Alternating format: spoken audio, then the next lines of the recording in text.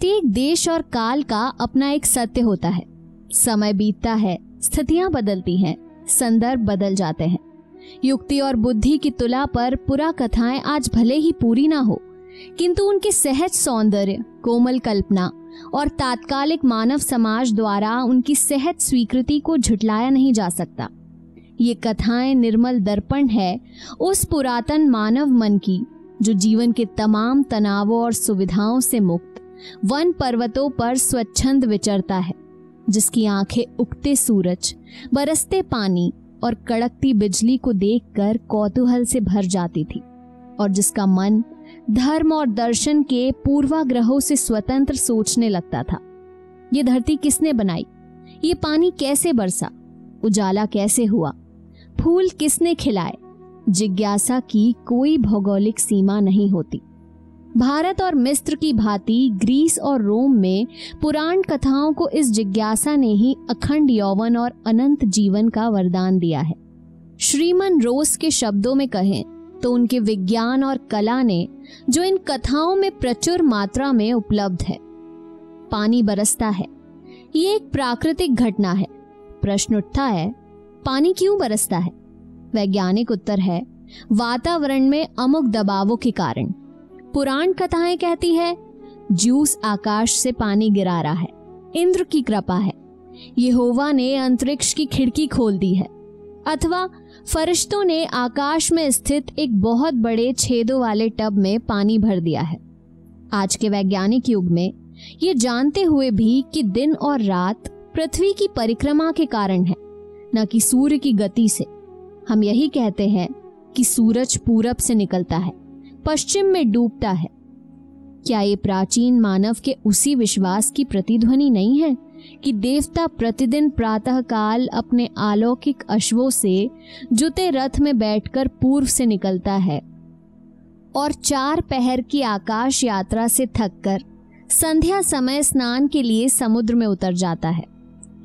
Oxford classical dictionary ने पुराण कथा myth की परिभाषा देते हुए लिखा है, इसकी परिभाषा विज्ञान के अभ्युदय से पूर्व के एक ऐसे कल्पनाशील प्रयास के रूप में की जा सकती है जो किसी घटित अथवा संभावित घटना की व्याख्या के लिए पुराख्यान रचना के कौतूहल को उद्दीप्त करता है। ऐसी घटनाओं से मन में पैदा हुए विकल संभ्रम से निकलकर संतोष की स्थिति में पहुंचने का प्रयास ही इनके पीछे है। और पुराकथा शास्त्र के विषय में व्युत्पत्ति शास्त्र के अनुसार इस शब्द का अर्थ यद्यपि कथा कहना मात्र है, किंतु आधुनिक भाषाओं में इसका प्रयोग कुछ लोगों अथवा समस्त लोगों की परंपरागत कथाओं के व्यवस्थाबद्ध अध्ययन के लिए किया जाता है, जिसका उद्देश्य ये समझना है कि ये कथाएं किस तरह अस्तित्व में आई और किस सीमा तक उन पर विश्वास किया जाता था या किया जाता है। पुराण कथाएं पुरातन मानव की सक्रिय कल्पना का प्रमाण है। ये मिथ की परिभाषा से स्पष्ट किया गया है, किंतु साथ ही देव कथा शास्त्र संबंधी उपयुक्त कथन उस शास्त्र के व्यवस्थाबद्ध अध्ययन की अपेक्षा करता है, जहां केवल मिथ को जान लेना पर्याप्त नहीं, धर्म और दर्शन से उसके संबंध, प्रासंगिक सामाजिक प्रचलनों एवं धार्मिक अनुष्ठानों की विवेचना, मिथ की उत्पत्ति, उसकी सागा और मारेन्य, इसकी प्रस्तावना में इन दोनों विधाओं पर भी कहा गया है, से तुलना भी अपेक्षित है। पुराण कथाओं की उत्पत्ति एवं उनकी व्याख्या को लेकर विभिन्न विचारधाराएं हैं, जिन पर यहाँ संक्षेप में विचार किया जाएगा।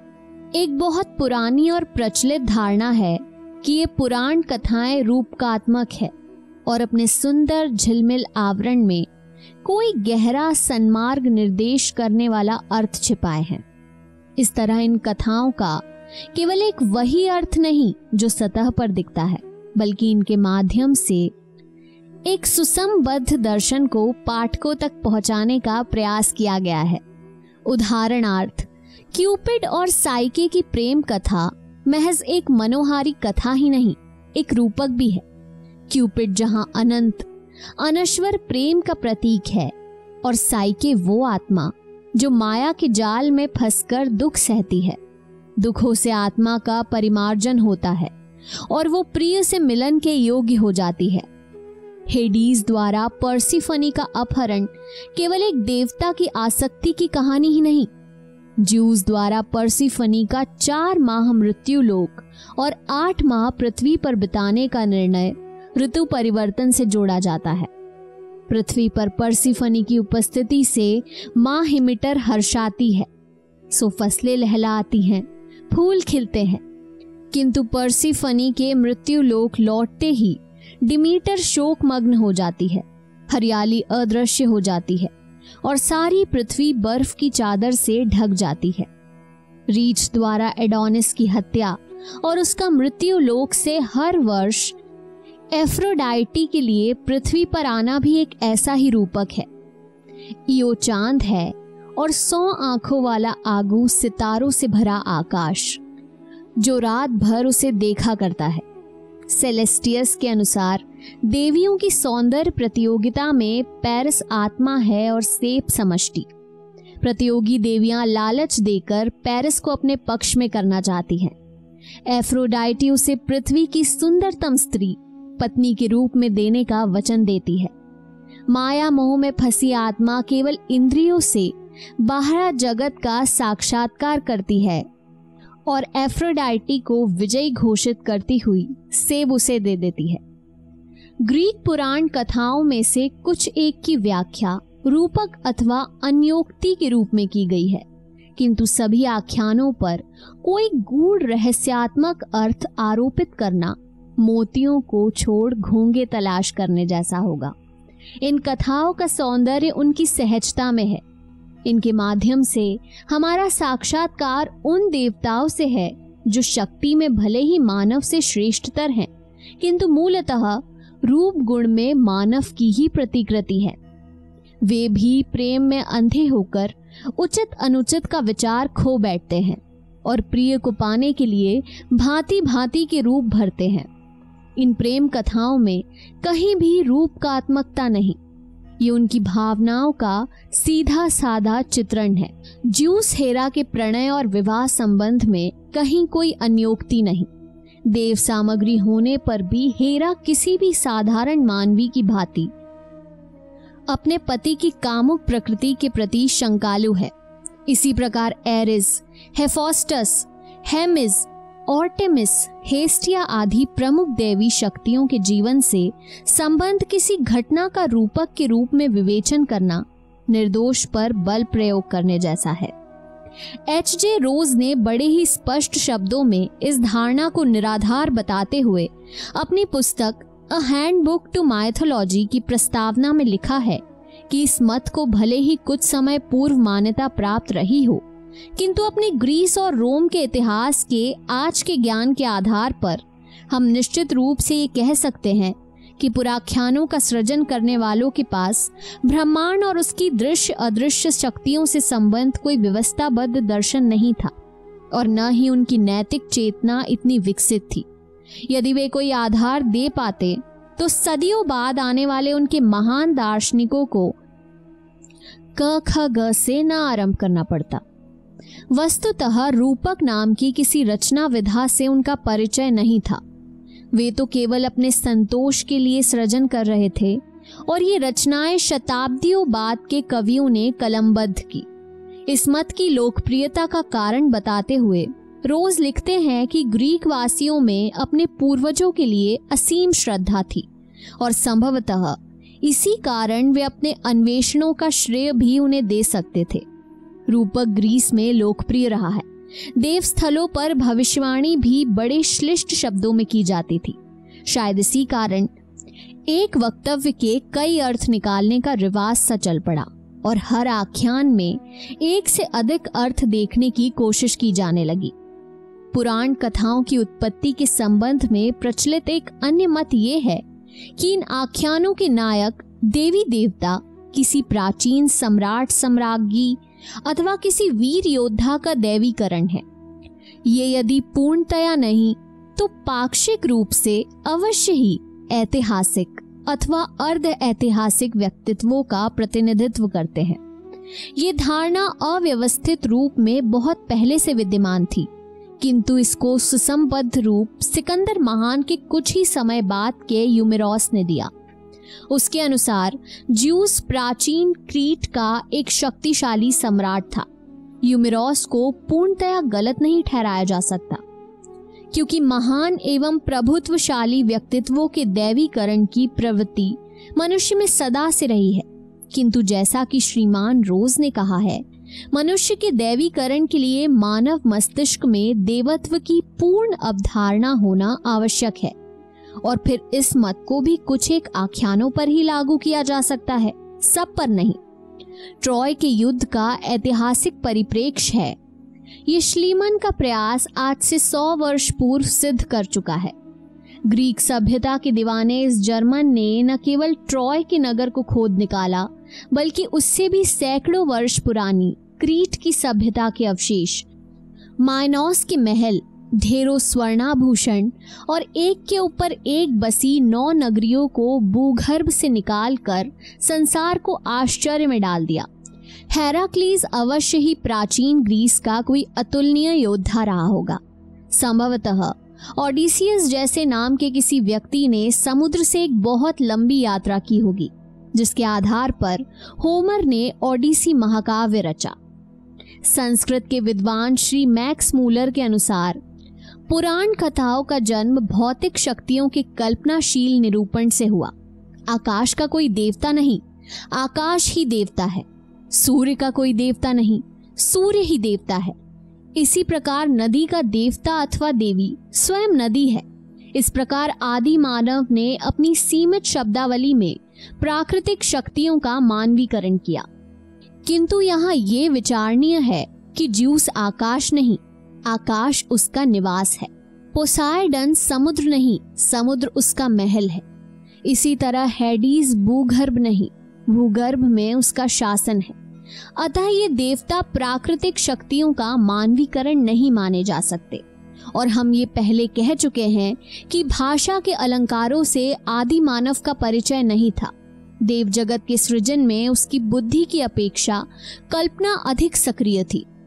मानव मन की कल्पना मनोविज्ञान का क्षेत्र है। अतः फ्रायड और युंग के शिष्यों ने भी इस आधार पर पुराण कथाओं की उत्पत्ति पर प्रकाश डालने का प्रयास किया है। उनके अनुसार पुराण कथाएं पूर्व चेतन मन का मौलिक रहस्योद्घाटन है, अचेतन मन की घटनाओं का असंकल्पित वक्तव्य। लेकिन ग्रीक पुराख्यानों में कुछ भी रहस्यात्मक और संदिग्ध नहीं। एक तरह की स्पष्टता ग्रीस वासियों का वैशिष्ट्य है। भावनाओं का दमन सिखाने वाले नैतिक मूल्य तक विकसित नहीं थे। रॉबर्ट ग्रेव्स ने द ग्रीक मिथ्स की भूमिका में कहा है कि सामूहिक पर्वों पर किए जाने वाले प्रहसन अनुष्ठानों के आशुलिपि में प्राप्त वर्णनों को सच्ची पुराण कथा मिथ के रूप में परिभाषित किया जा सकता है। बहुधा इनको ही चित्रों के रूप में मंदिरों की दीवारों, फूलदानों, कटोरों, आईनों, बक्सों, कवचों और चित्र यवनिकाओं पर उतारा गया। इस प्रकार ग्रेव्स के अनुसार पुराण कथाओं की उत्पत्ति उन सामूहिक अनुष्ठानों और नाटकीय प्रदर्शनों से हुई जो प्राचीन ग्रीस के निवासी समय समय पर आयोजित करते थे। ग्रेव्स यूरोप के इतिहास, धर्म, पुरातत्व, राजनीति एवं मानव विज्ञान के गहन अध्ययन के बाद इस नतीजे पर पहुंचते हैं कि सुदूर उत्तर और पूर्व से आर्यों के आने से पहले यूरोप में धार्मिक विचारों की एक समरूप प्रणाली थी और इसका आधार थी बहुत सी उपाधियों वाली मातृ देवी की अर्चना, जो सीरिया और लीबिया में भी प्रचलित थी। प्राचीन यूरोप में देवता नहीं थे, एक देवी थी जिसे अनादि, अपरिवर्तनशील और सर्वव्यापी माना जाता था, और पितृत्व की अवधारणा का धर्म प्रणाली में समावेश नहीं था। वो प्रेमी चुनती थी केवल सुख के लिए, न कि अपने बच्चों को पिता देने के लिए। पुरुष मातृ देवी से भय खाते थे, उसकी आराधना करते थे और उसकी आज्ञा का पालन करते थे। जिस अग्निकुंड की वो गुहा या घर में देखभाल करती थी, वो उनका सर्वप्रथम समाज केंद्र था और मातृत्व उनका गहनतम रहस्य।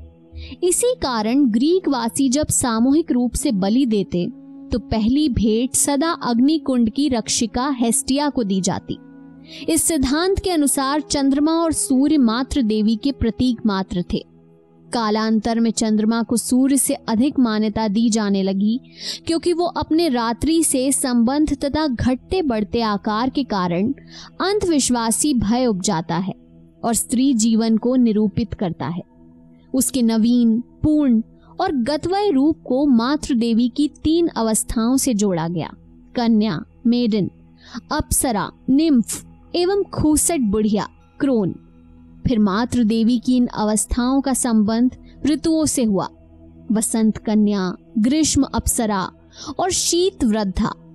और फिर कन्या को आकाश, रूपसी युवती को पृथ्वी और समुद्र तथा वृद्धा को पाताल कहा गया। और इनका प्रतिनिधित्व किया क्रमशः सीलिने, एफ्रोडाइटी तथा हेक्टी ने। ये मूलतः एक ही देवी के 3 नाम थे और उस देवी की उपासना बहुत समय तक हेरा के नाम से हुई।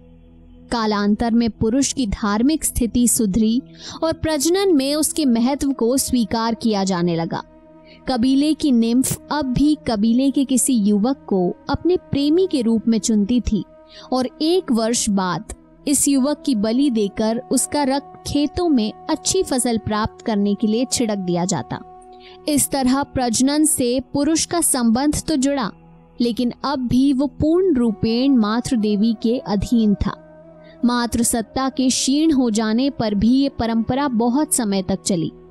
यद्यपि विशेष अवसरों पर वो अब भी स्त्री वस्त्र धारण करता, किंतु धीरे धीरे उसकी बलि की प्रथा समाप्त हो गई और उसके स्थान पर पशु की बलि दी जाने लगी। पर्सियस के हाथों गॉर्गन मेडुसा का वध हेलिनेस द्वारा मातृ देवी के प्रमुख मंदिरों के नाश का प्रतीक है। बेलरफेन किमेरा का वध कर डालता है, जिसका अर्थ है कि हेलेनीज आक्रमणकारियों ने मेडुसा के पुराने कैलेंडर किमेरा सांप के सिर, बकरी के शरीर और सांप की पूंछ के कारण वर्ष का प्रतीक है को समाप्त करके महीनों की गणना की नई प्रणाली का प्रतिपादन किया। डेल्फी में अपोलो द्वारा पाइथन की हत्या संभवतः एकियंस द्वारा क्रीट की पृथ्वी देवी के मंदिर को हस्तगत करने की घटना का कल्पनाशील विवरण है।